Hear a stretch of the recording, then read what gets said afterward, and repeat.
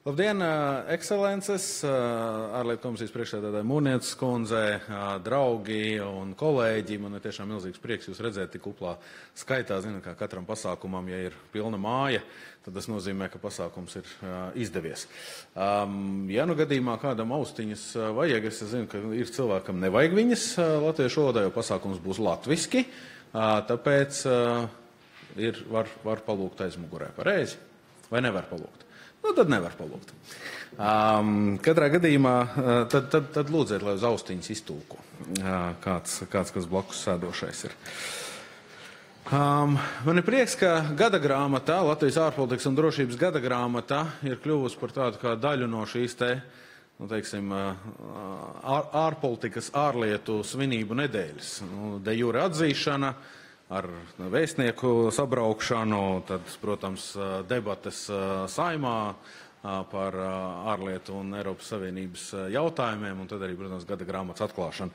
Tā kā milzīgs prieks, ka mēs esam iekļaujušies visā šajā jau daudzus gadus procesā iekšā. Kā klasiķi saka, lasa mūs lieli un mazi, jauni un veci. Tā kā šī gadījumā par to ir īpašs prieks. Arī šorīt no rīta televīzijā stāstot par grāmatu, man pat nebija jāstāsta. Tur jau diktori jau visu paši norunāja priekšā, un es biju ļoti patīkam pārsteigts, ka tas tomēr ir jau kļuvis, ka šī gada grāmata ir kļuvusi par ikdienišķu procesu, un vienlaicīgi grāmata ir kā sniegs un sals Latvijā. Nākot domāju, kā sniegs un sals Latvijā, jo tu nekad nezini, kad raksti atnāks, kad atnāks drukātās versijas grāmatai, to mēs arī nezinām vienmēr, tā kā tas arī ir atkarīgs no, tā kā būs, noteikti būs, bet tad arī vienā brīdī arī noteikti varat rakstīt e-pasts, kuri vēlās drukātās formātā grāmatas saņemt, tie, kas tomēr ir modernie digitālie lasītāji, tiem QR kods lūdzu ir pieejams. Tiem, kas mūs skatās tiešraidē, tiem arī slaido kods ir pieejams, kur var uzrakstīt arī sūdzību par kaut ko, vai komentāru, vai jauks vārdus. Tas, protams, būtu pavisam labi. Tāpat mēs nezinām, cik šis sniegs biezs būs, mēs nezinām, cik autori būs, mēs nezinām, cik grāmatā lapas būs, katru gadu savādāk, un šogad mums ir ļoti kupls autoru skaits. Daudzi no viņiem ir arī klātesoši, un varēsiet noteikti arī jautājumus uzdot un papildus vēl ar viņiem izdiskutēt.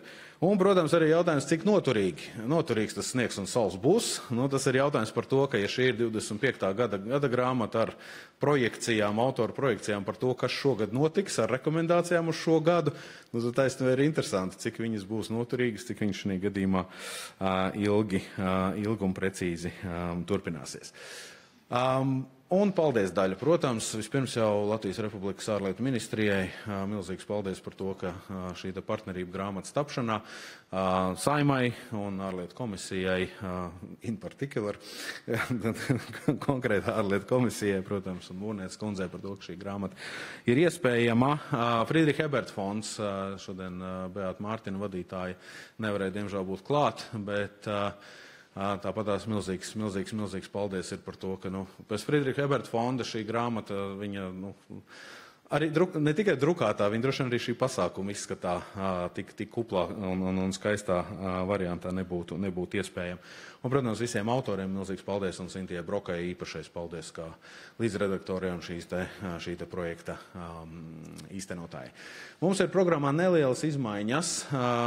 Bražas kundzei mēs vēlēsim veselību, jo šajā gadījumā laiks ir tāds, kāds ir, mainās vīrusi ceļo. Acīm redzot, kā mēs te spriedām arī Saimā prezentējot ikgadējo ziņojumu, bet tā kā nākamreiz viņi noteikti satiksim, mums būs Andžejs Viļumsons, valsts sekretārs, ārlietu ministrijas valsts sekretārs, kurš piekrita arī vienu jautājumu no auditorijas paņemt. Tā kā kolēģis, kad Andžejs runās, jūs klausieties, tad varēsiet noteikti kaut ko arī pavaicāt. Bet pirms tam mums ir Saeimas ārlietu komisijas priekšsēdētāja, bijusī Saeimas spīkera un aizsardzības ministra Mūrnietes kundze, kura arī mums laipni piekrita teikt dažus ievadu vārdus. Viņa arī ir līdzautori arī grāmatai, tā kā arī viņas nodaļa ir klātesoša. Tā kā Mūrnietes kundze, ja es drīkst jūs aicināt.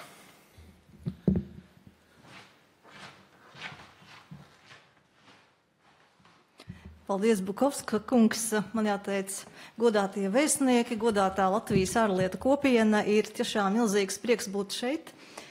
Latvijas ārējās un drošības politikas gada grāmatas atklāšanā. Un jā, Latvijas de jure atzīšanas 104. gadskārta mums nesa ārpolitikas nedēļu. Man jāteic, ka apspriežot ārpolitiku, droši vien, ka tā interese bija ļoti liela. Es teikšu, ka šogad vairāk nekā aizvadītajos gados, jo arī šie izaicinājumi sabiezē un izaicinājumi ir redzamāki. Man jāteic, ka ārpolitikas nedēļa jau kļūst, es teikšu, par ārpolitikas 10 dienām vai pat ilgāk. Un jā, parlamentā šis bija ļoti darbīgs laiks, jo mēs uzņēmām uz tikšanos ieradās gan Latvijā akreditētie ārvalstu vēstnieki, lai klausītos ārpolitikas debates, gan bija ierastās tikšanās ar Latvijas vēstniekiem ārvalstīs. Un tad mēs varējām debatēt par ārpolitikas prioritātēm, par to, kā mēs redzam Latvijas intereses. Un jāteic, ārpolitikas debatēs, kas šogad Saeimā bija īpašas, protams, mums arī ir jauna ministre un jauna elpa ārpolitikā. Tas bija arī pietiekami karstas un jāteic arī pietiekami ilgas. Mēs savā ziņā, izskatot ārlietu ministres ziņojumu par paveikto iepriekšējā gadā, pavilkām svītru iepriekšējā gadā paveiktajam un savā ziņā palūkojāmies uz to, kas mūs gaida nākamajā gadā. Un jāteic, jā, tas ir tāds savā ziņā, var teikt, ārpolitikā nākamais gads. Tā kā laika apstākļi arī solidarizējās ar mums, man jāteic, varu arī vēlēt visiem laimīgu jauno gadu Latvijas ārpolitikā. Par prioritātēm runājot. Un, manuprāt, tas izskanēja daudzajās tikšanās, kādas mums ir bijušas ar vēstniekiem, ļoti skaidri. Mums ir viena prioritāte, par kuru mēs nestrīdamies, kuru mēs piekrītam citam. Tā ir drošība. Skaidrs, ka iesim uz 5% no iekšzemes koprodukta aizsardzības finansējumam. Un, jā, tas nebūs vienkārši, bet domāju, ka parlamentā mēs atradīsim kopīgus risinājumus. Un jāteic, ka nākamais gads droši vien, ka būs tikpat dinamisks ārpolitikā, kāds bija līdzšinējais. Ārpolitiskās situācijas mainās strauji, un var teikt, ka raksti, kas ir tapuši pirms vairākiem mēnešiem, noveco. Bet savā ziņā tomēr tie atspoguļo to situāciju, kādi tie bija rakstīšanas brīdī. Tālākie risinājumi mums visiem ir jāmeklē kopā. To arī novēlu gan Latvijas parlamentam, gan Latvijas ārpolitikas institūtam, ārlietu ministrijai un visai ārlietu kopienai. Paldies!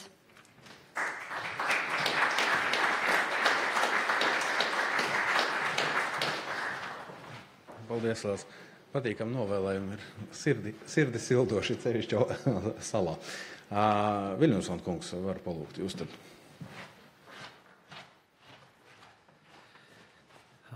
Paldies Kārlim. Paldies arī auditorijai par iespēju ārlietu ministrijai būt šeit, būt daļai no šīs tradīcijas, kas jau turpinās vairāk gadu garumā. Es domāju, Kārlim ir dziļa taisnība, ka šī ir, man liekas, izcila nedēļa, kad turpināt šīs diskusijas. Pēc pagājušās nedēļas garās tiešām ilgākās debates parlamentā par ārlietu jautājumiem. Un ir patīkami, ka ārpolitikas institūts ar šo gadu grāmatu turpina šo debati. Ārpolitikas institūts, vismaz manā atmiņā visticamāk ir tāds flagmans sabiedrības intereses par ārpolitiku veidošanā, radīšanā, diskusiju stimulēšanā. Kad es pats mācījos starptautiskās attiecības 90. gadu sākumā vēstures fakultātē, tur pēdējā stāvā, mēs studenti vienmēr gājām un meklējām ārpolitikas institūtu izdevumus. Tajos gados viņu varbūt bija mazāk nekā tie ir šobrīd, bet visi zināja Ata Leiņu vārdu, visi zināja ārpolitikas institūta vārdu. Tāpēc man prieks, ka jūs to turpināt. Mums ārlietu dienestā gan šodien vajag jaunus diplomātus, gan rītdien vajadzēs jaunus diplomātus. Mums vajadzēs izglītots diplomāts tāds, kur ir kritiski domājoši un ātri šorīt pašķirstot elektroniski pieejamo gada grāmatu. Es biju ļoti tāds pozitīvi iespaidots gan par garumu, cik daudz tēmas ir apskatītas, gan arī par tiem ieteikumiem un arī viedokļiem. Jā, varbūt dažiem vēstniekiem kaut kas nepatiks tur. Es jau pamanīju dažas lietas, kuras varētu dabūt zvanus no vēstniekiem, kas viņiem nepatīk noformulēts. Tā nav ārlietu ministrija, kas to formulē, un tāpēc man ir prieks, ka mums ir kritiski domājoši pētnieki, kas veido šo kritisko debati par to, kādai būtu jābūt ārpolitikai, par to, kas ir tie virzieni, kas mums ir jāuztura. Un tie, kas, protams, sekoja pagājušo nedēļā diskusijas, un arī tie, kas palasīja ārlietu ministrijas un ministres ziņojumu Saeimai, tie, protams, zina, ka lielās līnijās prioritātes ir nemainīgas. Tā mūsu drošība trijos izpausmes veidos.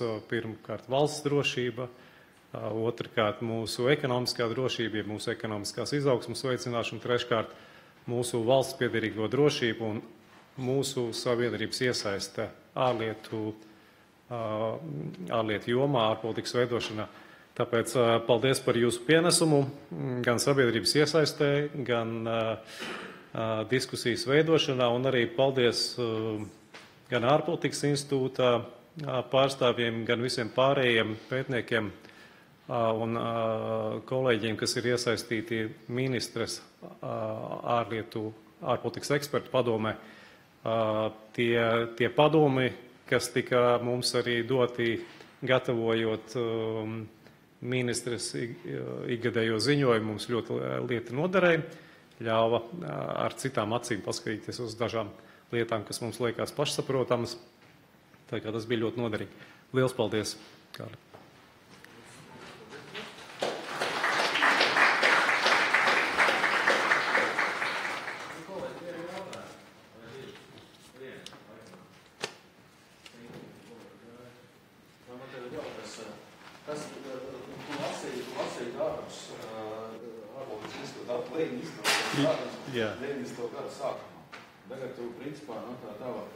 Tavas zināšanas par ārpolitikas attīstību Latvijā un Latvijas ārpolitikas attīstību ir ļoti plaša. Tad, kad tu tā salīdzini to 90. gadu sākumu ar to, ko varbūt tās tu šorīt pašķirstot grāmatu redzēji šeit, tās bažas līdzīgas, un noteikti droši vien savādākas, bet lielākas, mazākas. Es domāju, tā centrālā tēma tāpat. Es saku, kādreiz, kad es Briselē strādāju, cilvēki citu valstu kolēģi pārmet, mēs esam vienas valsts vai vienas problēmas valsts, one issue country. Bet, principā, ja tā one issue ir saistīta ar tavu drošību, tad tas ir loģiski, ka drošība ir daudzu jautājumu iemiesojums. Es domāju, tas pamat jautājums nav mainījies. Mūsu dienestu uzdevums nostiprināt valsts drošību un neatkarību. Kas varbūt ir mainījies, ir tas, ka mēs, salīdzinot ar 90. gadiem, tiekam šobrīd redzēti kā tādi lokomotīvas, kā lokomotīvas, arī reģionu drošības jautājumus, kā es minēju pagājušajā nedēļā televīzijā. Šobrīd, manuprāt, ir Latvijas un Baltijas valstu un arī Ziemeļu valstu pļaujas laiks, ko apliecina arī gan prezidenta Trumpa saruna ar mūsu prezidentu, gan ASV valsts sekretāra saruna ar mūsu ministru, jo viņas interesē mūsu viedoklis par to, kā veidot mieru Ukrainā.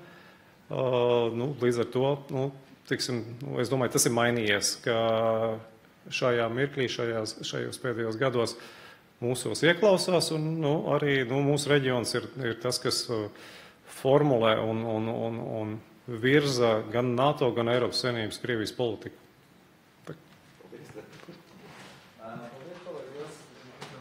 Šis ir tas brīdis, kad Sintī Broka, Latvijas ārpolitikas institūta direktora vietniece, Sintī moderē no tālāk pārņem šī pasākuma vadīšana. Es saprotu, ka tu šodien arī īpaši uzcirties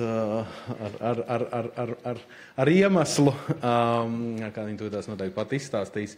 Bet doktors Nils Muižnieks, pirmais mūsu runātājs, Edvards Stiprais, otrais mūsu panelists, un kur mums ir Lieģa kungs. Lieģa kungs, lai kurā cepurē jūs šodien esat, vienmēr milzīgs prieks jūs redzēt, tā kā kolēģi novēlu jums lielisku diskusiju, un vēlreiz paldies, ka esat sanākuši tik kuplā skaitā. Paldies, Kārli, labdien! Labdien, dārgie draugi, kolēģi un domu biedri. Mani sauc Sintī Brokas, Latvijas ārpolitikas institūta direktora vietniece. Liels prieks arī man jūs sveikt šajā Latvijas ārējās un drošības politikas gada grāmatas atvēršanas svētkos. Jau 12. gads šai gada grāmatai, un to var viegli noteikt, skaitot putniņus uz mūsu izdevuma vākiem. Katru gadu mēs pieliekam vienu klāt, un šis ir tiešām 12. gads, kad mēs kopā ar mūsu plašo autoru kolektīvu loku analizējam dažādās ārpolitikas notikumus, vektorus, sniedzam rekomendācijas arī nākamajam gadam. Šajā gadā absolūti mums ir 20 autoru plašs loks. Analizētas ir ļoti daudz dažādas tēmas, sākot no, protams, mūsu nacionālās drošības, mūsu globālās drošības izaicinājumiem, Eiropas Savienības jautājumi, konkurētspējas attīstības jautājumi, tad mēs virzamies tālāk, protams, reģionāli uz Baltkrieviju, Ukrainas tematiku, tālāk uz tuviem austrumiem, Ķīnu un globālajiem dienvidiem, un arī sankciju politika tiek analizēta, un arī klātesošie autori noteikti ir šeit un ir gatavi iesaistīties diskusijās par šīm dažādajām tēmām. Bet šodien paneļa diskusijā mums ir laipni piekrituši pievienoties 3 godājumi eksperti un politikas veidotāji. Edvards Stiprais ir ārlietu ministrijas pārstāvis, diplomāts, plānošanas grupas vadītājs šodien. Ar aplausiem lūdzu. Nils Muižnieks ir politologs, ir arī cilvēktiesību eksperts. Ilgus laikus Latvijā mēs ļoti labi Nilu pazinām kā Amnesty International aktīvu biedru, bet šobrīd Nils ir arī ANO īpašais ziņotājs cilvēktiesību jautājumos Baltkrievijā.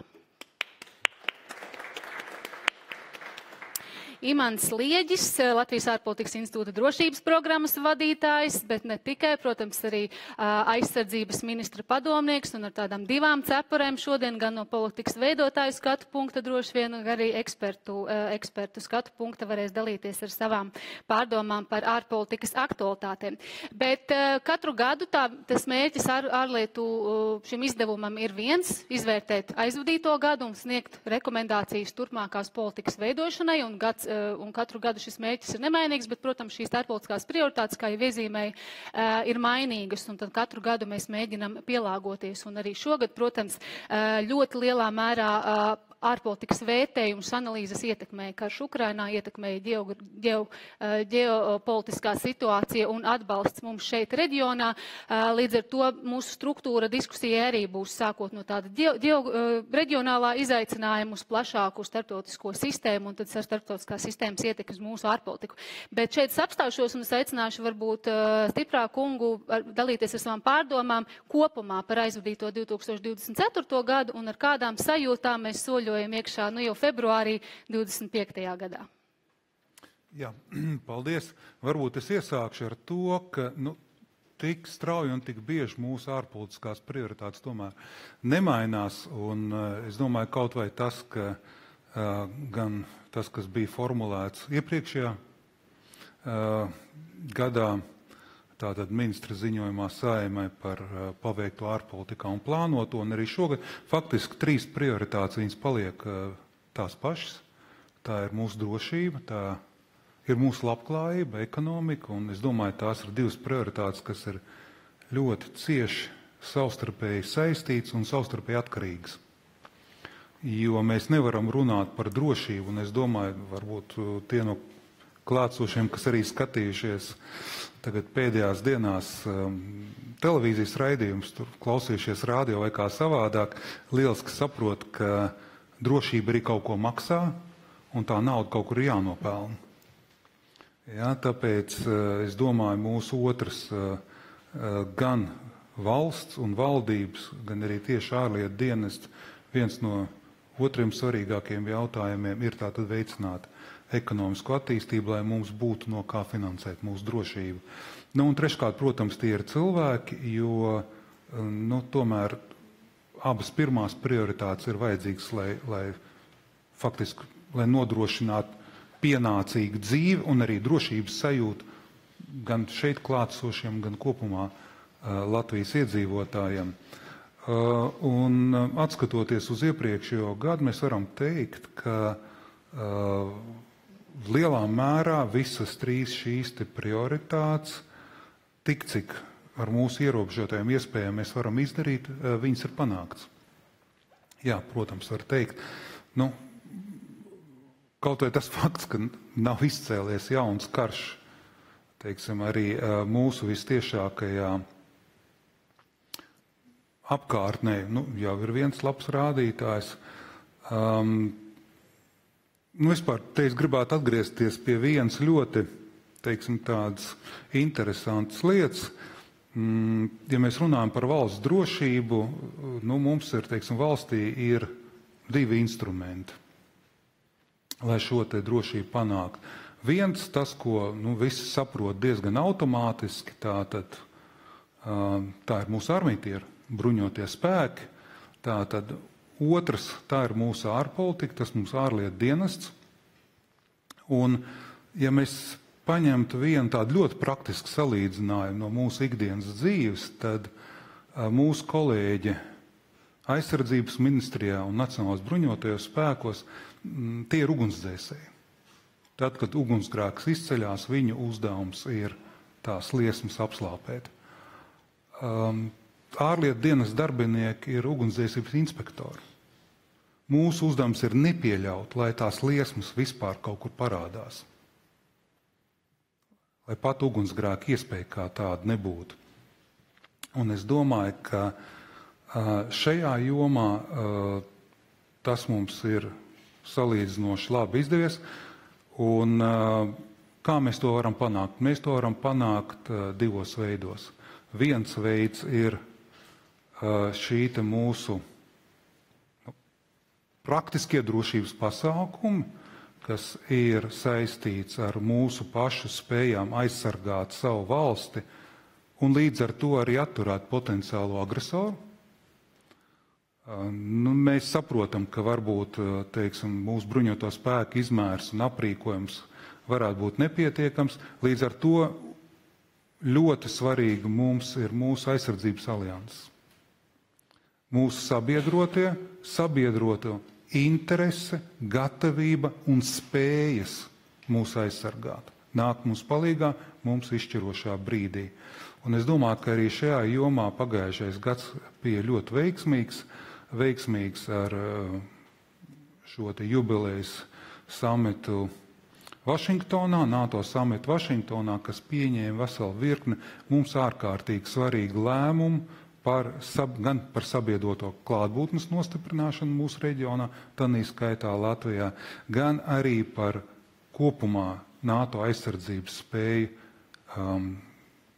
palielināšanu, reaģēšanas spēju uzlabošanu. Tā kā es domāju, ka tas ir ārkārtīgi svarīgi. Protams, šajā pašā jomā iekrīt arī jautājums par mūsu šī te potenciālā apdraudējuma samazināšanu tādā veidā, ka šajā gadījumā mums vistuvāk esošā agresoru valsts, un tā ir Krievija, lai viņa, teiksim, nebūtu pietiekami spēcīga, lai viņai būtu šīs te kārdinājums mums uzbrukt. Un tur, lai varbūt cik tas cīniski arī neizklausītos, mūsu vietā cīnās un, diemžēl, arī cieš mūsu ukraiņu draugi. Tāpēc mūsu uzdevums ir sniegt maksimālu atbalstu Ukrainai faktiski viņu brīvības cīņā pret iebrucējiem, jo caur to arī Krievija tiek būtiski novājināta, mēs redzam. Un tas fakts, ka Latvija ir starp faktiski tām valstīm, kas visvairāk proporcionāli ir sniegušas atbalstu Ukrainai, gan Ukrainas, teiksim, kopējās noturības veicināšanai, gan tieši Ukrainas bruņotajiem spēkiem, viņa aizsardzības spējas stiprināšanai. Tas vienkārši arī parāda, ka mēs to lieliski apzināmies un daram visu to, kas šobrīd ir mūsu spēku. Un es domāju, arī šorīt šī ceremonija, kas bija ar papildus aprīkojumu nodošanu Ukrainas armijai, ir ļoti labs piemērs, brīnišķīga ilustrācija tam, ka mēs to saprotam un mēs to darām. Un, protams, otrs lielais bloks, tas ir, par ko, teiksim, pēdējā laikā ļoti daudziem rodās diezgan pamatots, varbūt arī šaubas. Tas ir jautājums par tātad noteikumos balstītās pasaules kārtības stiprināšanu. Teiksim tā, Latvijai kā salīdzinoši mazai valstī, varbūt ne teritorijas ziņā, bet vismaz iedzīvotāju skaita ziņā, mums ir ārkārtīgi svarīgi, lai, teiksim, šī juridiskā, starptautiskā juridiskā līgumtiesiskā bāze, lai viņi darbotos. Tieši tāpatās kā sabiedrībā kopumā, ja mēs atteiktos no likumiem, kas faktiski vada mūsu ikdienas dzīvē un kaut kādu kārtību uztur, ja mēs atgriežamies pie tā, ka visa vara un teikšana ir tam, kurš ir uz to brīdi spēcīgāks, kāds hauss iestātos ielās. Vai arī, teiksim, varbūt arī iestātos kārtība, bet es pieļauju tādu kārtību, kas lielākajai daļai no klātsošo diez vai patikta. Un tieši tāpatās arī starptautiskajās attiecībās tātad šīs juridiskās normas ir tās, kas aizsargā tos, kas varbūt tanī brīdī, teiksim tā, nav tik spēcīgi, tik vareni. Šīs kārtības saglabāšana, nostiprināšana un, ja nepieciešams, arī reformēšana, lai padarītu viņu efektīvāk, tas ir tas, uz ko mēs tiecamies, tas ir tas, kāpēc Latvija arī ir izvirzījusi savu kandidatūru šogad notiekušajās, tātad jūnijā paredzētajās vēlēšanās apvienoto nāciju drošības padomes šim te nepastāvīgā locekļa vietā. Varbūt dažādi viedokļi par to, cik liela mums būs teikšana, bet pats princips, ka tomēr mēs būsim, un kā kolēģi saka, vienmēr labāk būt pie galda, nevis uz galda. Tanī brīdī, kad notiek nopietnas diskusijas, mēs būsim pie tā galda. Un mēs nebūsim vieni. Kopā ar mums tur būs arī mūsu draugi un sabiedrotie. Jā, tur būs arī varbūt arī mūsu nelabvēļi, tanī skaitā viens otrs, kuram tur ir veto tiesības, bet mums būs iespēja ietekmēt starptautisko dienas kārtību un ietekmēt to tieši tādā veidā, kā tas mums ir vajadzīgs. Un arī šajā jomā ir ļoti liels darbs padarīts. Tas ir mūsu kolēģis Andrejs Pildegovičs, kurš 24 stundas diennaktī, 7 dienas nedēļā ar to nodarbojas, kurš ir apceļojis lielu daļu no pasaules pagājušajā gadā un panācis to, ka mēs esam ieguvuši ļoti plašu atbalstītāju loku. Tanī skaitā daudz visnotaļ eksotisku valstu starpā tam, lai mēs tiktu ievēlēti. Protams, mēs nebūsim viena jautājuma valsts, kāda mēs varbūt kādreiz esam bijuši. Protams, mums ir viens un būtiskākais jautājums, bet es domāju, ka mēs esam parādījuši pēdējo gadu laikā arī savu spēju iedziļināties, spriest un arī sniegt kādu vērtējumu vai padomu arī par jautājumiem, kas varbūt ikdienā mūs tik cieši neskar. Ja? Tas, kas skar varbūt valstis Āfrikā, Latīņamerikā vai, piemēram, ļoti specifiski mazās salu valsts. Ja? Labi, paldies. Mēs šo tematu noteikti papildināsim arī par mūsu izredzēm vasarā gaidāmajās vēlēšanās. Jūs tā ļoti pozitīvi noskaņots. Mēs varbūt pēc tam no vēstnieka kunga varam dzirdēt, kādas tur tās izredzes ir šobrīd. Bet atgriežoties pie vienas no jūsu tēzēm par Ukrainas lomu, protams, mūsu drošībā un reģionālās drošības kontekstā, kas, protams, lielā mērā saistās arī starptautiskajā tiesiskumā bāzētām vērtībām, kuras mēs, protams, aizstāvam, kas ir mūsu suverenitātes stūrakmens. Un Latvija ir, protams, bijusi bijusi viena no vadošajām šo te vērtību aizstāvēm, arī Ukrainas aizstāve dažādos jautājumos, bet ekspertu komentāri nevienmēr ir bijuši, protams, tik pozitīvi vērtēti, un arī Mūrnieces kundze savā rakstā norādīja, ka tomēr šī sabiedroto spēja reaģēt, tad, kad ir jāspēj reaģēt, ir pietiekami liels izaicinājums bijis aizvadītajā gadā, un noteikti ir jāstrādā, lai šo te sadarbību spēcinātu un lai pārliecību starp sabiedrotajiem spēcinātu. Un te es vēlētos atsaukties arī uz mūsu vienu gada grāmatas rakstu, kur autors ir Elizabete Vizgunova, sveicieni Elizabetei un viņas ģimenei, un arī Rebeka Zvirbola, un viena no vairākām rekomendācijām, ko autors izvirza, ir turpināt slīpēt rīcību plānu sliktākajam gadījumam. Neatzīta politika, migrācijas plūsmas un pieaugoša starptautiskā spriedze. Līdz ar to mans jautājums varbūt pavisam īsi ir, cik lielā mērā šie sliktāko gadījumu analīze šobrīd ārlietu ministrijas dienas kārtībā pastāv, un kāds ir tas mūsu plāns B gadījumā, ja mums nav izdevies pārliecināties to plašāko sabiedroto loku, kad Ukrainas uzvara tikai ar Ukrainas scenāriju turpmākajā nākotnē. Pavisam īsi varbūt.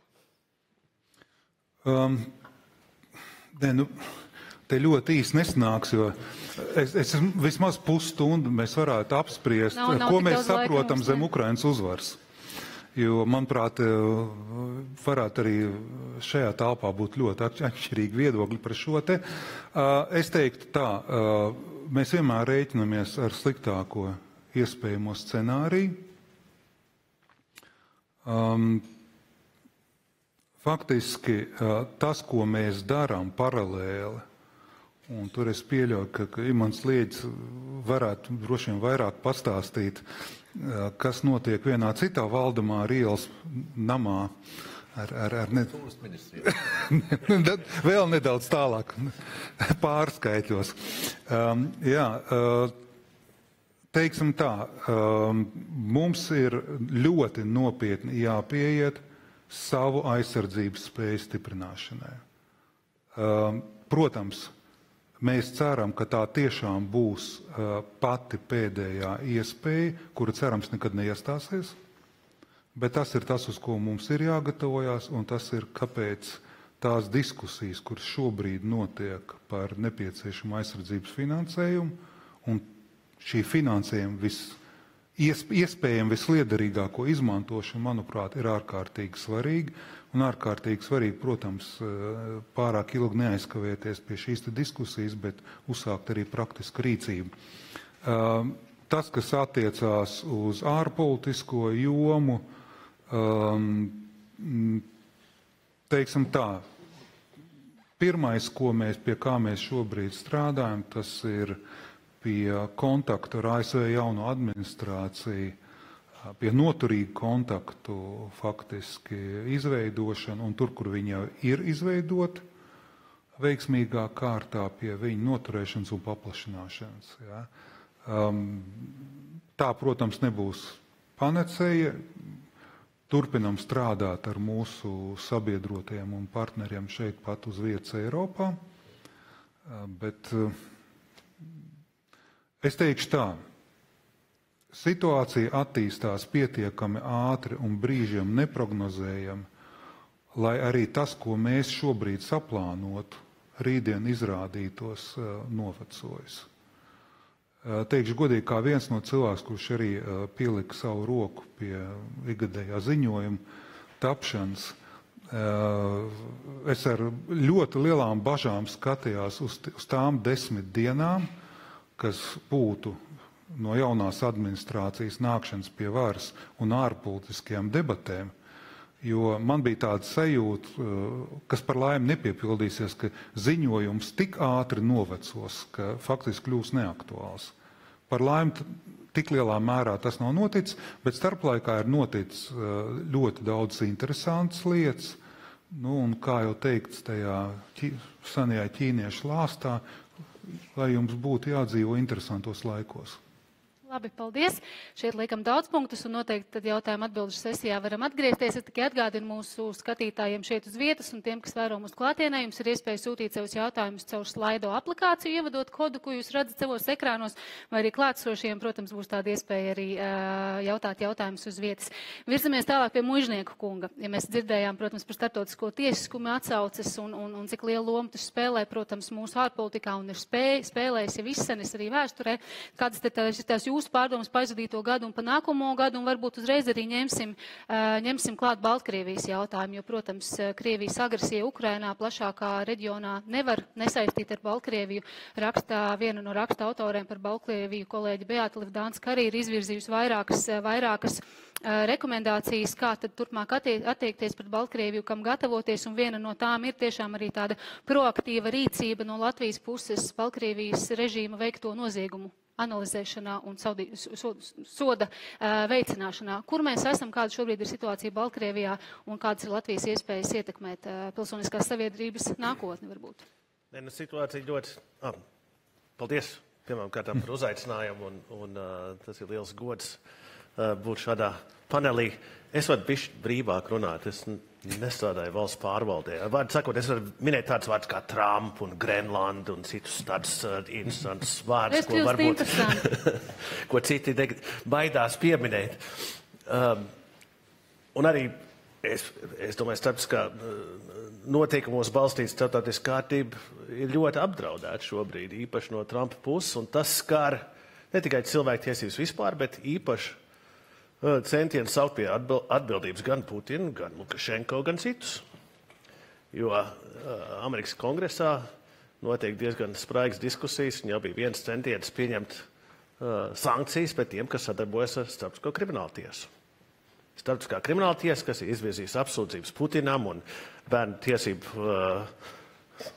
ombudam Krievijā par Ukraiņas bērnu deportāciju. Vārdu sakot, tie, kas nodarbojas ar šo tiesas izmeklēšanas veicināšanu, viņiem draud sankcijas no Amerikas puses. Tāpat ar Lukašenko, mūsu kaimiņi, lietuvieši, ir nodevuši Starptautiskā krimināla tiesā lietu par noziegumiem pret cilvēks no Lukašenko tieši par cilvēku vajāšanu un deportācijām, kas tagad draud mūsu Lietuvas kolēģiem par to, kad viņi sadarbojas ar Starptautiskā krimināla tiesa no Amerikas sabiedrotajiem. Tie ir diezgan skarbi jautājumi. Un tad vēl, ja mēs skatāmies bišķi plašāk uz cilvēktiesībām, tad ir drūma aina, jāsaka. Jo pēdējo reizi, kad Trumps bija pie varas, dažas citas valsts teica, labi, mēs aizpildīsim to robu, ko Amerika ir atstājusi. Ņemsim kaut vai sieviešu reproduktīvo veselību. Pēdējo reizi apturēja visu finansējumu ģimenes plānošanā, Amerikas starptautiski. Kas notika? Nīderlanda teica, mēs mobilizēsim sabiedrotos, lai aizpildītu šo robu. Tagad tas nenotiek. Neviens nemobilizējās, lai aizpildītu to robu. Amerikas ārvalstu palīdzības apturēšana. Tā ir katastrofa. Lielai daļai pasaules. Bet jau īpaši tas skar arī Krievu diasporu, Baltkrievu diasporu un mūsu draugus Ukraiņus. Mēs jau varam lasīt šausmu stāstu, kā projekti ir apturēti un cilvēki ir šokā, nezinu, ko darīt. Baltkrievijas diaspora pa laimi lielā mērā saņem finansējumu no Eiropas avotiem, nevis no Amerikas. Es biju Briselē pagājušajā nedēļā. Biju iestādi European Endowment for Democracy, Eiropas demokrātijas fonds, kas izmanto gan Eiropas Savienības, gan citu dalību valstu naudas, lai finansētu projektus un demokratizāciju un tam līdzīgi. Un viņi teica, ka apmēram 2/3 no visas Baltkrievijas diasporas finansējums nāk caur viņiem. Vārdu sakot, tas nav apdraudēts, bet es jau esmu dzirdējis, ka citi diasporas centieni ir tagad ļoti apdraudēti. Tā vai Latvija un pārējās Eiropas Savienības valstis spēs mobilizēties, lai aizpildītu to milzīgo robu, ko tagad Amerika atstāja aiz sevis. Tas ir viens jautājums. Un vai Eiropa spēs noturēt savu vienotību gan attiecībā uz Ameriku, gan attiecībā uz Krieviju, uz Baltkrieviju. Signāli nav labi. Kas notika janvāra beigās? Tagad visu laiku bija viena dalība valsts Eiropas Savienības, kas izlec no kopējās nostājas ar Baltkrieviju. Ungārija. Tagad ir otra. Slovākija. Slovākija tikko pieņēma jaunu Baltkrievijas vēstnieku, tikko slēdzas sadarbības līguma Baltkrieviju par kultūras sadarbību. Kas būs ar Austriju? Kas būs ar Eiropas vienotību attiecībā uz austrumu draudiem un uz draudiem no Amerikas, īpaši tirdzniecības jomā? Vai mēs spēsim vienoti reaģēt un vienoti rīkoties? Man ir zināms šaubas, bet runāt par noteikumos balstītu starptautisku kārtību ar Trumpu pie varas ir ļoti grūti, jo Amerikas politikas novērotāji saka, ka šis gads būs haosa gads. Kad Trumpam nav 4 gadus, lai īstenot savus nodomus, viņam ir 1 gads. Un tad sāksies nākamais vēlēšanu cikls, un viņš gribēs pēc iespējas daudz haosa radīt tagad. Vai mēs esam gatavi šim haosam? Baidos, ka Eiropas Savienība kopumā nav gatava šim haosam. Un mēs arī neesam. Mums bija grūti iedomāties to haosu. Kas pirms 2 mēnešiem vispār varēja prognozēt, ka mēs runāsim par Grenlandu kā jaunu izaicinājumu NATO un Eiropas Savienības vienotībai? Neviens. Paldies, vēl varbūt paturpinot Baltkrievijas tēmu, mēs aizvadījām kārtējās Lukašenko vēlēšanas, bet tādā kontekstā es vēlējos jautāt par Baltkrievijas pilsonisko sabiedrību šobrīd.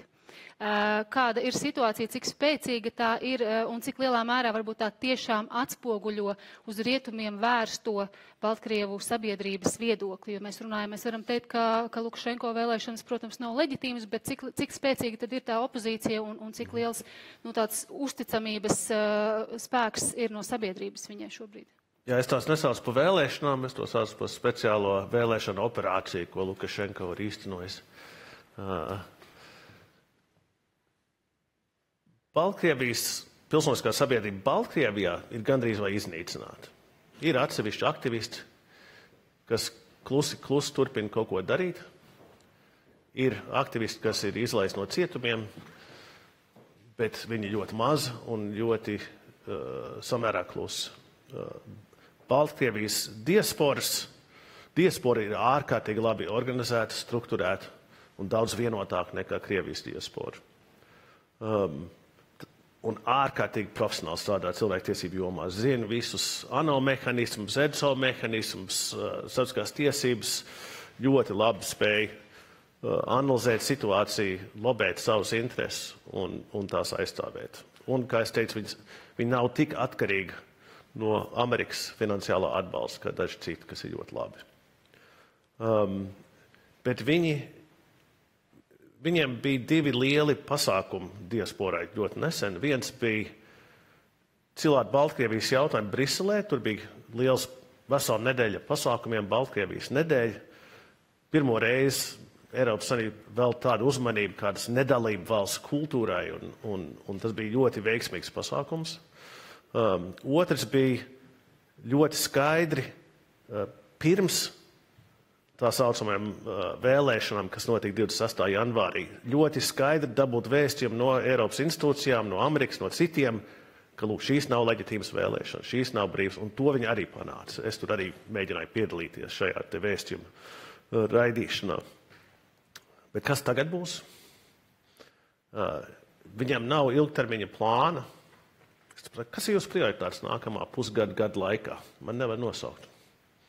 Viņi arī gaidās, nevar saprast, kas būs ar Trumpu, ar mieru sarunām, vai Baltkrieviju, kāds ietekmēs Baltkrievijas situāciju, vai būs jaunas iespējas, vai būs jauni draudi no miera sarunām, kas varētu notikt. Viņi nezina. Bet viņi, kā es teicu, viņi ir labi organizēti, un es domāju, ka viņi ir diezgan vienoti, un viņiem finansējuma situācija nav tik smaga kā citiem. Tā es domāju, ka viņi spēs uz to reaģēt. Kas tagad būs ANO ietvaros? ANO ietvaros ir 2 Es ļoti divos vārdos. Ir īpašais ziņotājs par cilvēktiesību situāciju valstī, kuru amatu es tagad ieņemu. Tas ir pastāvējis kāds 13 gadus. Līdz ar to tur ir diezgan liels tradīcijas, tur rakstīt ziņojumus un tam līdzīgi. Bet ir viena jauna struktūra, saucās neatkarīgo ekspertu grupa, kas nāks klajā ar pirmajiem ziņojumiem martā. Un viņu fokus vajadzētu būt uz atbildību par noziegumiem Baltkrievijā. Un tas radīs jaunas diskusijas ANO ietvaros par Baltkrieviju, par saukšanu pie atbildības. Protams, lielais jautājums ir, vai Amerika atbalstīs šos centienus, vai drīzāk viņas graus. Jā, šos jautājumus mēs zinām, ka daudz labi lēmumi kaut kādā vienā brīdī tomēr ANO gaitiņos iestrēgst. Virzamies tālāk pie Lieģa kunga. Jums nav viegls uzdevums. Jums ir normatīvās vērtības, kas tika izklāstītas, kur ir pietiekami daudz izaicinājumu. Jums ir arī konvencionālā kara darbība šeit pat mūsu reģionā, kur mēs esam, kāds bija tas 2024. gads, un ar kādu skatu mēs raugāmies 25. gadā, ņemot vērā arī visu to, ko jau jūs iepriekš dzirdējāt, un ņemot vērā, protams, arī jūsu prognozes no raksta par 2020. gadu. Droši dalieties ar klausītājiem, un varbūt ir kas jauns vēl nācis klāt. Jā, paldies, Sinti. Paldies par uzaicinājumu piedalīties diskusijā šodien. Edvards minēja, ka prioritātes nav mainījušās, un tam es piekrīstu, bet es domāju, ka apstākļi ir ietekmējuši veidu, kā mēs esam veidojuši savu ārpolitiku un aizsardzību un drošības politiku. Un manā uztverē pagājušā gada galvenie apstākļi bija divi. Un tie bija pirmkārt vēlēšanas vairākās vietās un otrkārt kari. Ja mēs skatāmies vispirms uz vēlēšanām, protams, teiksim, Latvijas strateģiskākais, svarīgākais partners ir Amerika, un mēs visi gaidījām gada gaitā uz vēlēšanu rezultātiem. Pozitīvā ziņa, manuprāt, bija, ka 6. novembrī mēs jau zinājām ļoti skaidri, kā būs jaunā administrācijā, un tad mēs gaidījām uz 20. janvāru, vai ne, pirms 2 nedēļām, kad inaugurēja jaunu prezidentu ASV. Protams, teiksim, līdz ar to, ka bija tā nezināšana pagājušā gada gaitā, kā attiecīgi veidot savus, teiksim, stratēģiju. Un es domāju, ka arvien vairāk kļūst skaidrs, ka jebkurā gadījumā, ar jebkuru vēlēšanu rezultātu ASV bija skaidri redzams, ka Eiropai attiecībā uz mūsu reģionu aizsardzību un drošību būs jādara vairāk. Šis arī nav jauns stāsts, tas ir bijis sen jau, teiksim, kopš NATO dibinājās bezmaz vai, un mēs redzējām pozitīvu rezultātu no prezidenta Trumpa pirmās prezidentūras, kad, teiksim, ja tajā laikā bija, 7 vai varbūt mazāk valsts, kuras veltīja 2% no IKP aizsardzībai, tad pagājušā gadā jau bija 23 valsts, kuras velta 2 vai vairāk procentu no IKP aizsardzībai. Tā kā mēs esam redzējuši, ka ir bijuši pozitīvi rezultāti no iepriekšējā Trumpa prezidentūras. Tā kā, protams, mēs arī vienlaiks ar to, ka lēmumi NATO ietvaros ir bijuši tādi pēdējos gados, ka spējas jāpaukstina īpaši mūsu reģionā, gan mums pašiem, gan mūsu sabiedrotajiem, un es domāju, ka tā virzība ir neapšaubām bijusi pozitīva. Ir bijis atziņa, ka mums un sabiedrotajiem kopā faktiski ir jādara vairāk, lai nodrošinātu, ka nenotiktu uzbrukums NATO dalībvalstī no Krievijas puses. Un līdz ar to, tā kā tieši no aizsardzības viedokļa mēs redzam arī, ka politiski ir vienošanās, kas arī izskanēja ceturtdienas ārpolitikas debatēs, ka faktiski gan no opozīcijas puses, gan no pozīcijas puses ir saprašana, ka ir jāvelt vairāk līdzekļu, vairākas finanses aizsardzībai. Tātad vēlēšanas ASV nebija vienīgās, kas ietekmēja globālo situāciju un Eiropas situāciju. Kā mēs redzējām, Francijā bija negaidīts vēlēšanas, ārkārtas vēlēšanās, kura rezultātā mēs redzējām pirmkārt, ka bija viena ļoti īsa valdība, kas valdīja, un tagad, teiksim, ir otrā valdība. Un savā ziņā mums jāapzinās, ka gan Francija, gan Lielbritānija, kur arī notika vēlēšanas pagājušā gadā, abas divas NATO ietvaros ir kodola ieroču valsts, kas ir nozīmīgi skatoties globāli un NATO kontekstā. Un līdz ar to, teiksim, mums bija svarīgi redzēt pirmkārt Lielbritānijā, kā, teiksim, mainījās attieksme pret Eiropu ar valdību maiņu.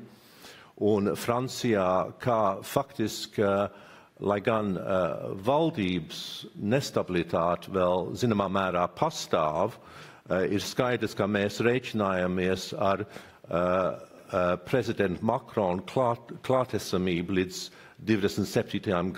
gadam jebkurā gadījumā. Un es domāju, šī te Francijas loma Eiropas aizsardzībā un drošībā ir ļoti svarīga. Tāpēc, teiksim, manas rekomendācijas bija attiecībā uz šogad, neapšaubām, un tas arī notiekās, mēs cenšamies uzturēt ASV iesaist Eiropas drošībā un aizsardzībā.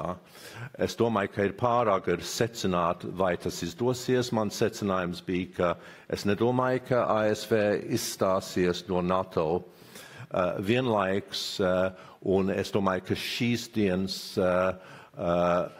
neformālā Eiropas Savienības valdību un vadītāju samits Briselē, kur notiekās šīs diskusijas tieši par nepieciešamību Eiropai pašai darīt vairāk savai aizsardzībai, pieaicinot klāt gan NATO ģenerālsekretāru, gan Lielbritānijas premjeru Stāmeri. Es domāju, ka tas jau ir rādītājs. Un šis samits arī rāda, cik ātri jau, teiksim, Eiropa ir spējusi reaģēt uz jauno situāciju ar jaunu prezidentu vai atjaunot prezidenta administrācijas nonākšanu pie varas Vašingtonā. Paldies. Un, protams, tas draudu loks, kas mums nāk no reģionā, ir ārkārtīgi plašs, dažādi hibrīdi draudi, kiberapdraudējumi arī, ar kuriem mēs katru dienu par kuriem varam lasīt un sekot līdzi. Un man ir viens jautājums ir ienācis mūsu slaido aplikācijā. Vēlreiz atgādinu, ka visi tie, kas nav klāt, noteikti var arī iesūtīt savus jautājumus. Un jautājums saistās ar piesauktiem izaicinājumiem starptautiskās tiesas kontekstā, respektīvi Trumpa ASV vēršanās pret šo te institūciju. Mēs šeit runājam Baltkrievijas-Ukrainas kontekstā, cik ļoti mums nozīmīgs ir tomēr šis te rāmējums un jautājums skan sekojoši. Cik lielā mērā Trumpa ASV vēršanās pret starptautisko kriminālu tiesu, jūsuprāt, ir saistāma ar izdoto arestu orderi pret Izraēlas premjerministru? Proti, vai notikuma attīstība tuvajos austrumos noteiks turpmāk starptautiskā tiesiskuma noturību globāli, un ja tā, ko tas nozīmē mums kā mazai valstī? Paldies par jautājumu. Kurš vēlas atbildēt, lūdzu. Es domāju, tā Amerikas nepatika pret tiesu tā ir senāka vēsture, jo Amerika ļoti baidījās un negribēja pieļaut to, ka Amerikas zaldāti tiktu saukt pie atbildības par pastrādātajiem noziegumiem Irākā vai Afganistānā. Līdz ar to ļoti kategoriski negribēja sadarboties un pat vājināt to tiesu. Protams, Trumpa administrācijai būs ļoti cieši saikni ar Netanjahu, un viņi mēģinās viņu pasargāt no saukšanas pie atbildības. Bet es neredzu, ka šīs tiesas liktenis ir saistīts tieši ar Izraēlu. Es domāju, tas ir daudz plašāk. Un līdz ar to es domāju, un tas ir tikai viens no daudzajiem elementiem šajā te noteikumos balstītajā starptautiskajā sistēmā. Var runāt par citiem, kas arī tiek apdraudēti. Pasaules tirdzniecības organizācija. Es runāju nesen ar kādu Latvijas diplomātu. Zinu, nav jēga tur, varbūt visu to organizāciju likvidēs drīz un nebūs vispār jēgas tur mums nodarboties ar tirdzniecības strīdu risināšanu, jo tur viss noteiks kailā vara un smagas sarunas. Tātad es domāju, tie draudi daudz plašāki, un viņi nav tieši saistīti ar tuviem austrumiem. Bet es domāju, tās atbalsts no tā, kas notiks tuvajos austrumos, būs plašs un skars arī Eiropu ļoti nopietnā veidā. Paldies. Vēl kāds vēlas ko piebilst? Es varu tikai piekrist tieši tā. Jā. Okay. Šajā gadījumā tas aresta orders Netanjahu ir tikai katalizators, bet tas nav cēlonis. Labi, tad iepauzējam šeit no jautājumiem no manas puses, darbie klātesošie. Jautājumi, komentāri. Mums ir plašs arī vēstniecību pārstāvniecības pulks. Vai esat mierā ar to, ko dzirdējāt, vai lasāt, vai ir kādi jautājumi? Lūdzu. Jā, Sergej.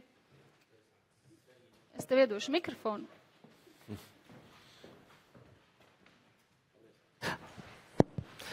Mani sauc Sergijs Patapkins, Latvijas ārpolitikas institūta pētnieks un arī tas grāmatas daļas par globāliem dienvidiem autors. Un tieši tāpēc man ir jautājums vēl par citiem draudiem, proti par Ķīnu. Vai drīkstu jūsu komentārus par mūsu attiecībām ar Ķīnu kā ar draudu vai kā ar konkurentu? Paldies! Paldies. Ir vēl kādi jautājumi? Uzreiz komentārs? Varam pēc tam par ANO drošības padomu. Par to paturpināsim, ja? Lūdzu, Ķīna.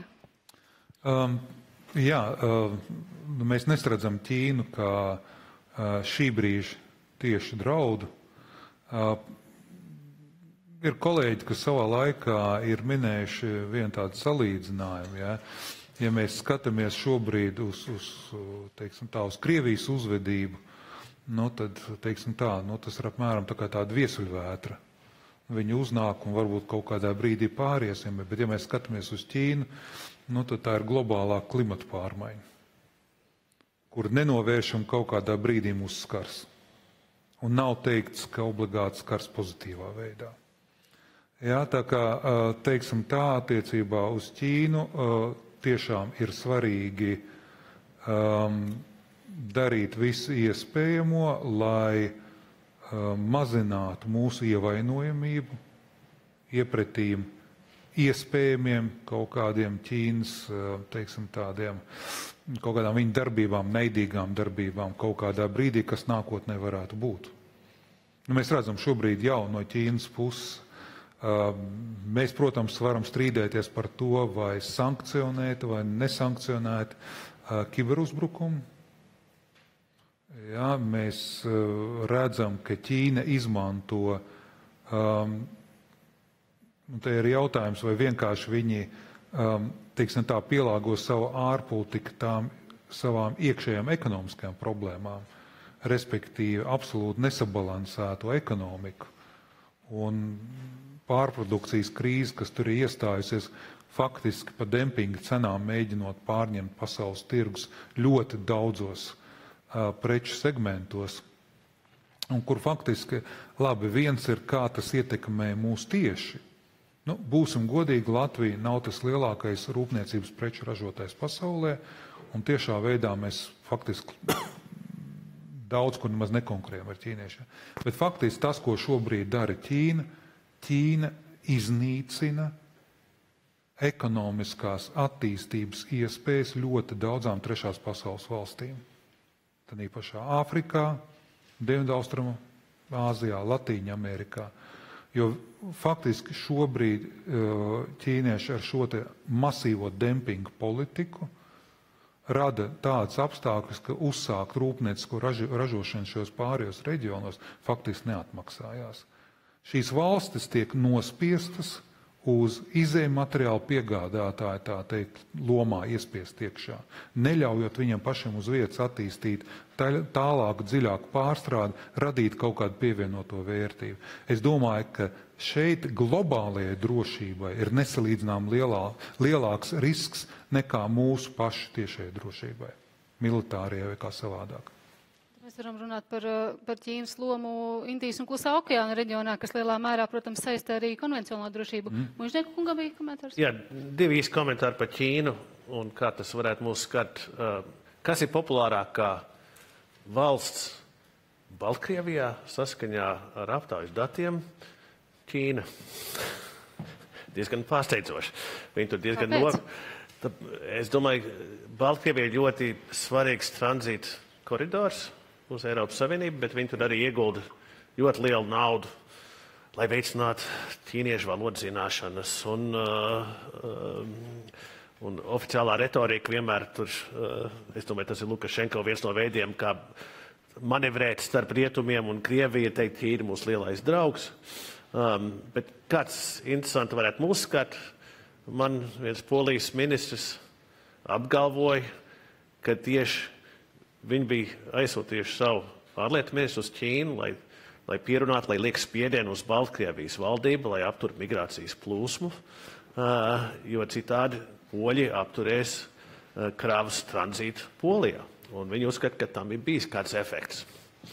Grūti prognozēt, grūti tā līdz galam saprast, bet acīm redzot, Ķīna var ietekmēt arī Baltkrieviju tiešā un netiešā veidā. Otrs, ko es gribēju minēt, ir Ķīnas loma starptautiskās cilvēktiesību sistēmā. Aug ļoti nopietni. Mūsu kolēģi, mūsu diplomāti, vai tie bija mūsu diplomāti vai kādi citu diplomāti man stāstīja, ka ķīniešiem ir pār 30 diplomātiem Ženēvā, kas nodarbojas tikai cilvēktiesībām. Viņi iet uz visām iespējamām komitejām un darbgrupām un ļoti aktīvi tur iesaistās. Ķīna ir otrais lielākais donors cilvēktiesību aktivitātēm, ANO ietvaros. Kāda ir Ķīnas pieeja cilvēktiesībām? Mēs to zinām. Suverenitāte, neiejaukšanās valsts iekšējās lietās, un viņš to ļoti aktīvi šo pieeju bīda arī Āfrikā. Ja Ķīna būs viens no lielākiem finansētājiem cilvēktiesībās, ja Amerikas loma mazināsies ANO sistēmā, kura pieeja cilvēktiesībās uzvarēs pasaulē? Es baidos, ka tā būs Ķīnas pieeja. Un kad Eiropas, īpaši, varbūt ne pat visas Eiropas, bet mūsu nostāja, mēs būsim mazākumā ANO turpmāk, un Ķīna būs noteicēja. Par to es baidos. Aizklausās, jā, diezgan daudz sološi mūsu vērtību sistēmā. Līdi kungs? Jā, pirmkārt attiecībā uz Ķīnu kā draudu. Atcerēsimies, ka no NATO skatu punkta Ķīna ir izaicinājums, drīzāk nekā drauds, vai ne? Tā kā tas ir svarīgi, teiksim, jo lielākais drauds NATO ir Krievija, kā tas ir atzīts visos dokumentos pēdējos gados. Tanī pašā laikā skaidrs, ka no draudu viedokļu skatoties notiek hibridkarš pašreiz mūsu reģionā, tas, teiksim, ne tikai mūsu reģionā, bet, teiksim, daudzās NATO dalību valstīs, arī Eiropā, citur, vai ne, ar sabotāžu, ar, teiksim, kiberuzbrukumiem, ar uzbrukumiem kritiskai infrastruktūrai jūrā un ar uzbrukumiem un ar nemitīgiem mēģinājumiem, teiksim, testēt gaisa telpu, NATO gaisa telpu arī mūsu reģionā. Un tā kā tas ir, teiksim, tas ir no draudu viedokļa skatoties. Es domāju, ka ir ļoti svarīgi skatīties gan uz Ķīnas attiecībām ar ASV, jo, protams, no Vašingtonas viedokļa ir skaidrs, ka Ķīna ir galvenā prioritāte ārpolitikas jautājumos Eiropā. Eiropa paliek ar vien nenozīmīgāk, bet tas arī nav nekas jauns, jo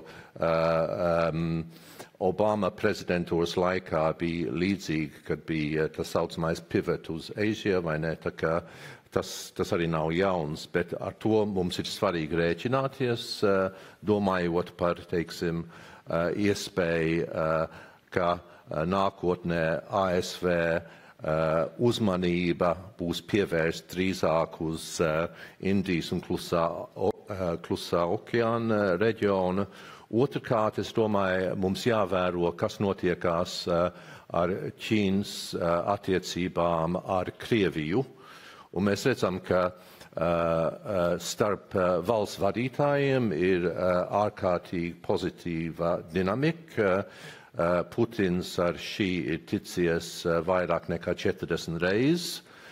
Jautājums ir, cik lielā mērā tiek saskaņot viņa rīcība, kaut kāda Krievu rīcība Eiropā ar Ķīnas rīcību pret Taivānu, piemēram.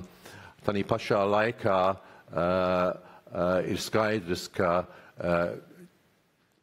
Ķīna kopā ar Irānu, Ziemeļkoreju un Krieviju veido tādu, teiksim, zinām, bloku, ar ko jārēķinājās globāli pašreiz. Vienlaikus jāatcerās, ka Ķīna it kā spēlēja diezgan pozitīva loma brīdī, kad Putins draudēja lietot kodoli ieročus Ukrainas karā pret Ukrainu sakarībā. Tā kā, bet skaidrs, ka mums jāskatās, protams, diezgan cītīgi uz Ķīnas situāciju un kā lietas veidojās attiecībās. Un jautājums ir, vai būs vienot nostāja Eiropai un ASV pret Ķīnu vai attiecībās ar Ķīnu, jo mēs redzam, ka ir arī nianses, kas atšķir dažas Eiropas Savienības valsts attiecībās ar Ķīnu. Šeit varbūt paturpināšu, ir vienāds jautājums. Pieminējāt nepieciešamību sadarboties Eiropas un ASV kontekstā iekš NATO, bet jautājums ir, vai ASV jaunās ekonomiskās un politiskās prasības pret Kanādu var ietekmēt Kanādas un ASV savstarpējās attiecības tieši NATO ietvaros, pavisam īsi, Imant? Nu, šeit mums ir Kanādas vēstnieks publikā, tā ka viņš būtu tas, kas varētu labāk atbildēt uz šo jautājumu, bet es domāju, ka neapšaubām, jo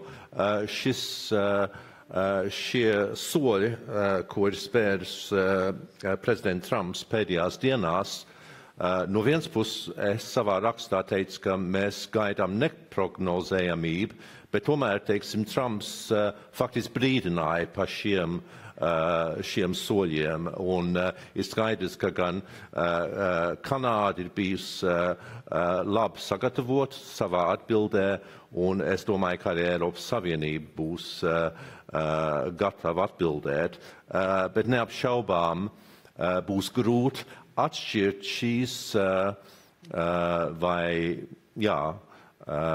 neņemt vērā šīs saspringtās attiecības tirzniecības jautājumos no attiecībām NATO ietvaros. Kā tas veidosies, laiks rādīs. Bet, ja drīkst arī papildināšu nedaudz, ja mēs nedaudz atgriežamies vēl nemaz netik senā vēsturē, ir bijuši mums arī saspīlējumi, teiksim, tirzniecība, lielāka vai mazāk tirzniecības kari starp ASV un Eiropas sabiedrotajiem. Ja? Atcerēsimies kaut vai to pašu franču preču boikotu un freedom fries un tam līdzīgi. Un neskatoties uz to, Francija atjaunoja savu dalību NATO militārajā plānošanā tikai dažus gadus vēlāk. Ja? Teiksim, faktiski NATO nesabruka no visiem tiem. Jā, tas, protams, samazina savstarpējās uzticēšanās līmeni, bet, teiksim, līdz šim tas nav izrādījās fatāli, un es paļaujos, ka arī nebūs fatāli. Paldies, vērosim. Nu, tad gan atgriežamies pie Latvijas prezidentūras ANO drošības padomas nepastāvīgā locekļa vietā. Vēlēšanas mums ir gaidāmas īsi pirms Jāņiem, es saprotu. Ja? Nu, kā mums sokas? Došu vēstniekam vārdu, atļaušos. Ja? Kā mums sokas, kādi izaicinājumi un kādi panākumi? Paldies, lielais. Tiešām ANO drošības padomu vairāk kārt pieminēt, tāpēc gribētu dalīties pārliecībā, ka Latvija tiks ievēlēta. Tas notiks jūnija 1. vai 2. nedēļā. Paldies. Nu, mēs esam, kā teikt, māņticīgi, bet izredzes ir labas. Un es domāju, priekš Baltijas valstīm, priekš austrumu flanga, NATO, Eiropas Savienības valstīm tas ir svarīgs notikums. Faktiski kopš Krievijas iebrukuma Gruzijā 2008. gadā mēs esam panākuši tādu nerakstītu vienošanos, ka vienmēr ANO drošības padomē jābūt vismaz vienai valstī, kas pārstāv šo reģionu. Un to ir darījuši lietuvieši, igauņi, poļi, zviedri, norvēģi. Būs mūsu kārta un pēc tam mums sekos Somija. Un tas ir ļoti svarīgi, lai vismaz viena valsts pie šī galda 24/7 režīmā aizstāv mūsu intereses un, protams, pirmām kārtām šajā konkrētajā brīdī Ukrainas intereses. Es gribu uzsvērt to, ka mēs tur nebūsim vieni. Ievēlēšanas gadījumā mēs būsim kopā ar Franciju, mēs būsim kopā ar Dāniju, Grieķiju, tātad mēs būsim 4 Eiropas Savienības valsts plus Lielbritānija. Tā kā trešā daļa no 15 ir ļoti, ļoti tuvu sabiedrotie. Un runājot par ASV, lietojot mazliet citu metaforu nekā Eduards, bieži vien mūsu militāros kolēģis salīdzina ar algotiem pesimistiem, par diplomātiem runā kā algotiem optimistiem. Es pieskaitu sevi algotiem realistiem. Es domāju, ka prezidents Trumps neizstāsies no ANO. Katrā ziņā viņš ir uzņēmējs un viņš ļoti labi zina, ka ANO dod apmēram 3 miljārdu ASV ienākumu Ņujorkas pilsētas budžetam katru gadu. Un tas ir ļoti ievērojams, kā teikt, atbalsts pašvaldības ekonomikai. Un mūsu igauņu kolēģi bija drošības padomē iepriekšējās Trumpa administrācijas laikā. Arī toreiz bija diezgan sarežģīti jautājumi, arī toreiz bija dilemmas starp atlantistiem un starp eiropiešiem, bet igauņi tika diezgan spoži ar šiem te uzdevumiem. Un attiecībā uz starptautisko kriminālu tiesu es arī esmu, kā teikt, salīdzinoši realistisks. Jāņem vērā, ka ASV nav šīs tiesas dalībvalsts. Nekad nav bijusi. Un katrā ziņā līdz šim sadarbība ar starptautisko tiesu nav apstājusies. Burtiski pirms nedēļas ģenerāla prokurors Hāns bija Ņujorkā, viņš pusdienoja ar vēstniekiem, viņš uzstājās drošības padomē, viņš ziņoja par to, ko veic krimināla tiesa Mjanmā, ko viņa veic attiecībā uz Krieviju, attiecībā uz citiem reģioniem, Sudānu. Un viņam ir, protams, bažas, ir zināmi, kā teikt, riski, bet šī institūcija turpina darbu. Un tāpēc es esmu tā piesardzīgs, ka šie katrā ziņā jautājumi tiks aplūkoti. Un runājot par to, kas varbūt mainījies kopš Ata Leņa laikiem, es domāju, tiešām Latvija, pateicoties šai kandidatūrai, pirmo reizi izies uz globālās skatuves. Šī skatuve ir tāds magnēts, kas pievelk interesi Latvijai. To mēs redzējām arī pēdējo 12 mēnešu laikā. Pirmo reizi Latvija akreditējas Kenijas vēstnieks, Omānas vēstnieks, Belīzes. No dažādiem pasaules reģioniem vēstniecības valdības sūta savus pārstāvjus, lai vairāk uzzinātu, kas ir Latvija, ko mēs domājam darīt, kāda ir mūsu, kā teikt, vērtības skala. Un tas noteikti ir pozitīvi gan mūsu drošībai, gan mūsu ekonomikai, gan arī mūsu draugu partneru loku paplašināšanai. Absolūti, un liels jums paldies par darbu, protams, Paldies. Šajā procesā un visiem ārlietu ministrijas kolēģiem tas absolūti ir būtisks sasniegums, ja tiešām tas tā notiek, būt šajā amatā un vēstīt par sevi un pārstāvēt savas vērtības, bet ar šo skaisto pozitīvo noti, kolēģi, eksperti, kāds ir jūsu skatījums, vērtējums, varbūt ceļavārdi mūsu diplomātiem pēc jūnija, tad kā saglabāt, lai mūs dzird, lai mūsos ieklausās? Vispirms es gribu apsveikt, vai ne, cerībā, ka tiešām tas balsojums būs labvēlīgs. Un es gribu atgriezties pie tā, ko teica ko teica valsts sekretārs Andžejs Viljamsons, ka tiešām šis ir plaujas laiks Latvijai, un es domāju, un mūsu Baltijas valstīm, jo, kā mēs redzam tagad, jaunajā komisijas sastāvā ir ne tikai Igaunijas bijusī premjēra, kas ir tā kā augstākā pārstāva ārlietās, bet ir arī, teiksim, lietuvietis, kurš ir aizsardzības un aizsardzības komisārs, vai ne? Treškārt, Valdis Dombrovskis joprojām ir ļoti ietekmīgs komisārs Eiropas komisijā. Tā kā es domāju, ka tas viss rāda, ka tiešām kopš atlējiņu laikiem mēs esam tiešām progresējušies. Sveicieni Atim, jā, tas mūsu skatās tieši raidē. Jā, pirmkārt, es uzskatu, tas ir lieliski, ka mēs ejam uz to ANO drošības padomu, jo tas kaut kā paplašinās mūsu apvāršanas, mēs dabūsim jaunus draugus un sabiedrotos, un tas ir ārkārtīgi svarīgi. Tas apliecina kaut kādu briedumu mūsu ārpolitikā, un to es apsveicu visi, kas tur ir iesaistīti. Bet es domāju, vēl joprojām mūsu galvenam fokusam būs gan Eiropā, Eiropas Savienībā un NATO, bet jo īpaši ar Ziemeļvalstīm.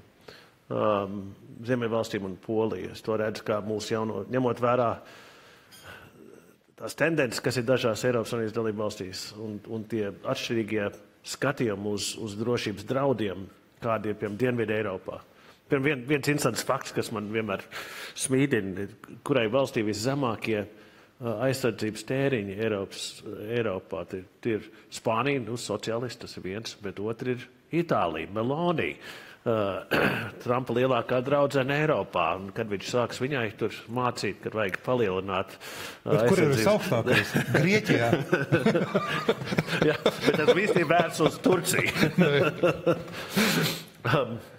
Tātad es novēlu vienlaikus ar to akcentu uz plašo pasauli, stiprināt attiecības īpaši ar Ziemeļvalstīm un Poliju, jo es to redzu kā ārkārtīgi būtiski mūsu līdzīgi skatījumi. Tas jau notiek ANO drošības padomas ietvaros, bet es domāju, ka mums tas ir jādomā visu laiku, kā mēs varam stiprināt šīs saites.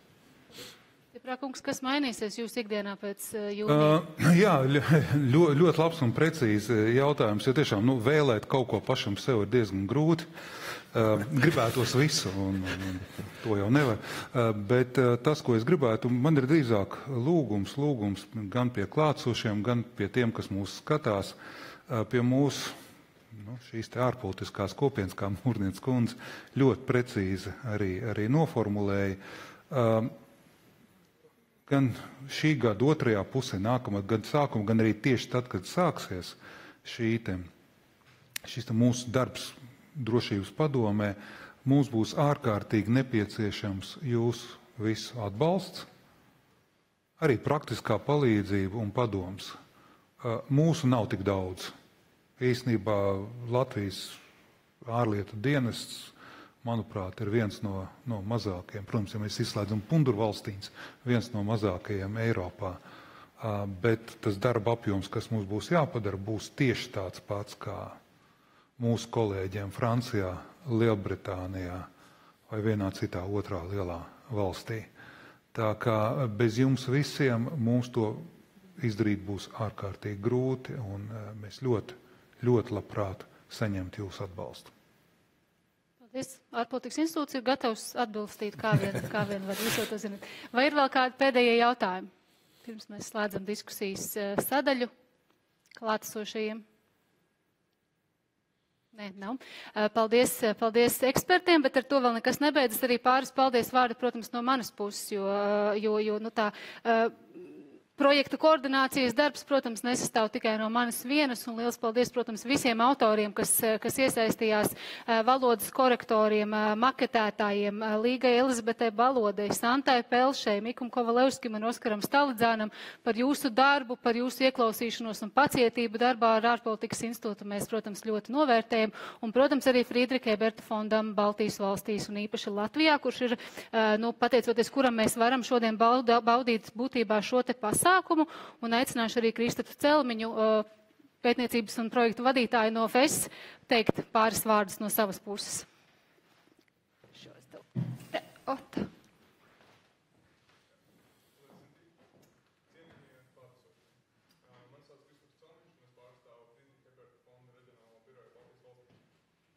Šodien mēs noslēdzam diskusiju par Latvijas ārējās un drošības politikas nākotni, balstoties uz izcilu ekspertu un pētnieku darbu šajā diagramā. 24. gads ir bijis izaicinājumu un pārmaiņu laiks, taču tas arī apliecināja Latvijas spēju būt aktīvai un efektīvai starptautiskajā arēnā.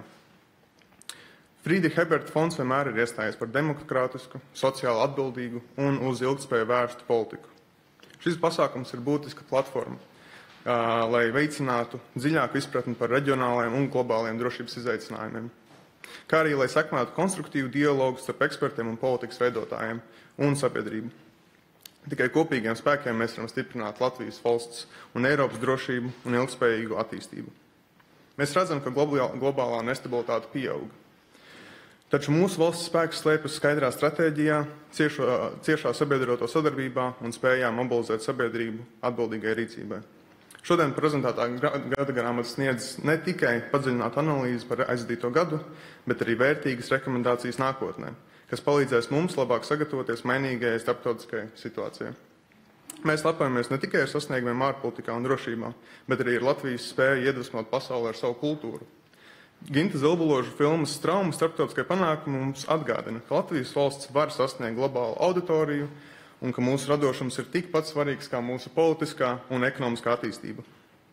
Vēlos pateikties visiem autoriem, ekspertiem un organizatoriem, kas piedalījās šī izdevuma tapšanā. It īpaši Latvijas ārpolitikas institūtam un Cintijai Brokai par milzīgo un padarīto darbu. Bez jums šis pasākums pilnīgi noteikti nebūtu bijis iespējams. Jūsu darbs palīdz veidot informētu un strateģiski domājušu sabiedrību, kas ir mūsu valsts stiprākais balsts. Latvijas nākotne ir mūsu kopīga atbildība. Turpināsim strādāt, turpināsim analizēt un rīkoties, lai stiprinātu mūsu valsti un tā starptautisko pozīciju. Paldies un uz tikšanos nākamajos diskusiju formātos. Paldies, Krista. Paldies, Fesam. Paldies autoriem, klātesošiem šeit klātienē un visiem, kas vēroja tiešraidē. Paldies mūsu ekspertiem, vēlreiz aplausi ekspertiem. Aicinu jūs uz kafijas pauzi, aicinu arī autorus visus iesaistītos uz vienu kopbildi un šeit vēl kādu brītiņu uzkavējamies. Paldies visiem!